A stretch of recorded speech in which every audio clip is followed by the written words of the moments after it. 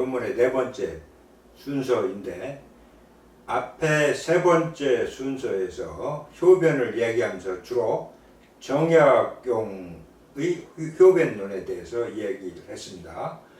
그러면은 네 번째 순서는 앞에서 얘기한 정약용의 효변론의 구체적인 사례를 설명합니다. 이 글은 제가 펴낸 책인 주역과 자본의 제1권 100에서 104쪽에 수록되어 있습니다. 그러면은 구체적인 예가 실려있는 춘추 좌시전에 점치는 사례에 대해서 얘기합니다. 점치는 사례를 줄여서 서례라고 표현합니다. 서법은 글자 그대로 점치는 방법을 뜻하는 것으로, 이러한 서법을 통해 얻은 결과를 기록하고 그 결과를 해석한 춘추 좌시전의 서례는 실제로 주역 역사의 형성과는 직접적인 관련성은 없습니다. 하지만 춘추 좌전에는 이러한 서례뿐만 아니라 주역의 궤효사도 등장하는데, 정약용의 춘추관전보주라는 논문에 의하면 채묵대룡지언에서 잘 나타납니다. 이 채묵대룡지언은 실제로 점친 기록이 아니라 채묵이 용에 대해 말하면서 주역을 인용한 경우에 해당합니다. 그러면 춘추 좌시전에 실려있는 채묵대룡지언을 요약합니다. 이 내용은 춘추 좌시전 소공 29년조에 실려 있습니다. 가을에 용이 진나라의 도읍인 강의 교회에 나타났다. 태사 채묵이 말했다. 옛날 사람은 용을 길렀습니다. 순임금은 용을 기르는 사람에게 동의 성을 하사하고 씨는 환룡이라 했습니다. 우임금 때는 어룡씨가 4마리의 용을 길렀습니다. 만약 용이 없다면 주역에서 용을 언급했겠습니까? 건꾀의 초구가 구꾀로 변하는 건지구에서 잠룡물룡이라 말했습니다. 건꾀의 구이가 동인꾀로 변하는 건지동인에서 혈룡제전이라 말했습니다. 건꾀의 구호가 대유꾀로 변하는 건지대유에서 비룡제천이라 말했습니다. 건꾀의 상구가 쾌꾀로 변하는 건지쾌에서 항룡유회라 말했습니다. 건꾀의 모든 효가 곤꾀로 변하는 용구에서 견굴룡이라 말했습니다. 곤꾀의 상륙이 박꾀로 변하는 곤지박에서 용전우야라 말했습니다. 만약 아침 저녁으로 용을 보지 못했다면 누가 그런 물상을 말할 수 있었겠습니까? 위의 문장에 대한 정약용 주역사전의 해설입니다. 춘추좌전은 공양전이나 공양전 이후에 나왔지만 유흠과 가규 등은 일찍부터 주석을 하면서 서로 계승했으므로 채묵의 답변을 선유들도 보았을 것이다. 여기에서 보았듯이 선유들이 건지구처럼 주역궤의 육효마다 본궤와 직궤의 괴명을 붙였음을 분명히 알 수 있다. 다만 순구가들이 다투어 일어나 마침내 주역의 종지를 잃어버렸고 문왕, 주공, 공자 세 분 성인이 전승해온 효변의 본래 의미가 1000년 동안 어둠에 묻혀 있었다. 이 또한 괴이한 일이 아닌가. 두 번째 설명입니다. 모괴, 지모괴.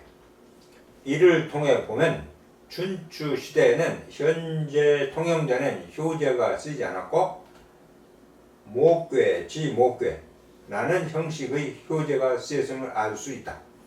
따라서 우리는 춘추 시대의 주역 원문은 건지, 구, 잠룡, 물룡 등의 형태로 존재했음을 추정할 수 있다. 이렇게 되면 주역 역사의 형성과 서법의 관계에 유의미한 근거를 제공하게 된다.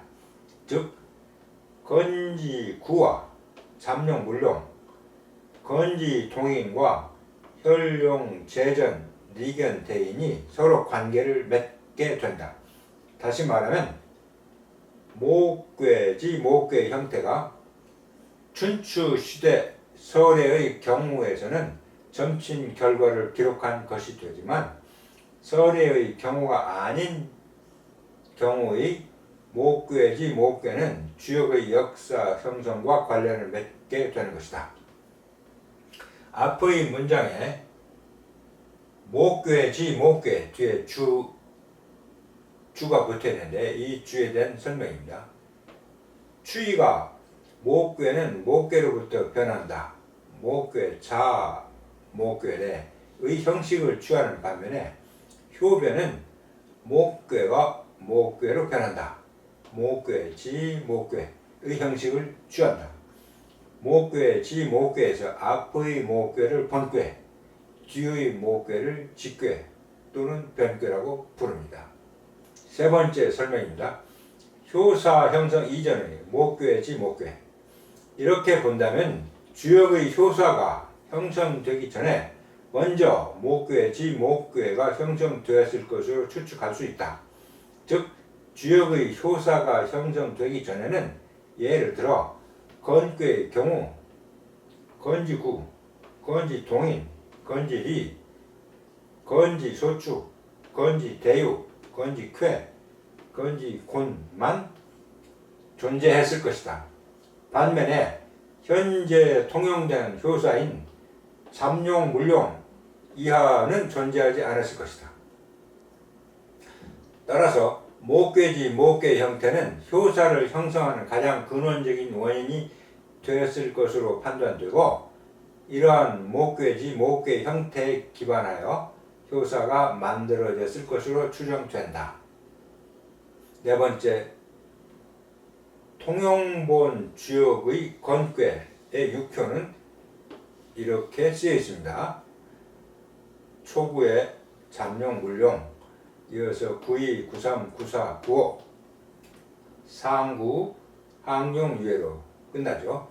하지만 다산 정약용은 위의 통용본 주역 건괴의 육효가 주역의 본래 모습이 아니라고 인식했습니다. 다산이 생각한 주역의 본래 모습은 아래와 같습니다.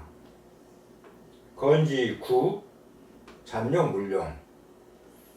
앞에 없는 구괴가 들어가죠. 건지, 구. 이어 똑같습니다. 건지, 동인, 건지리, 건지, 소축, 건지, 대유, 건지, 쾌. 해서 이 내용 전체에 관한 주가 여기에 실려 있습니다. 소식도 다산과 유사한 견해를 지니고 있었다. 중국 북송 시대의 시인, 문장가, 학자, 정치가이었던 소식, 소동파죠. 이 소동파는 역학의 대가이기도 했다. 그가 지은 동파 역전을 보면 다산과 소동파가 비슷한 생각을 하고 있었음을 알 수 있습니다. 위를 보면 앞의 통용본 주역 건괴 육효와 다릅니다. 즉 이른바 효제라는 것이 없고 효변이 이를 대신하고 있습니다. 다산은 이것이 주역의 본래 모습이라 생각했습니다. 다산의 효변론이 매우 특색이 있는 이론이라는 것은 바로 이를 두고 하는 말입니다. 그리고 이러한 인식은 중국 역학사를 통해 하나의 흐름으로 이어져 왔습니다. 그런데 다산은 기존의 효변설에 대해 자신만의 창조적인 변형을 만들어냈습니다. 이른바 변괴유의주의 효변론입니다. 이를 도식화하면 아래와 같습니다. 주역 건괴 육효에 대한 다산의 새로운 해석 이렇습니다. 앞에 설명한 내용을 다시 눈에 띄게 정리한 건데요. 건이 굳게로 한다. 효변해서 이건 구꾀의 괴상이죠. 구. 동인꾀, 리꾀가 마찬가지입니다. 소축괴의 괴상. 건이 대유로 효변한다. 대유괴의 괴상. 건이 쾌괴로 효변한다. 쾌괴의 괴상. 다사는 건괴 초구는 사실상 구괴로 인식해야 한다고 주장합니다. 이는 기존의 효변설과는 다른 차원의 해석을 하는 것입니다. 이 점이 다산효변론의 독자적인 측면이며 따라서 다산효변론이 역학사에 있어서 중요한 의의를 가질 수 있는 이유입니다.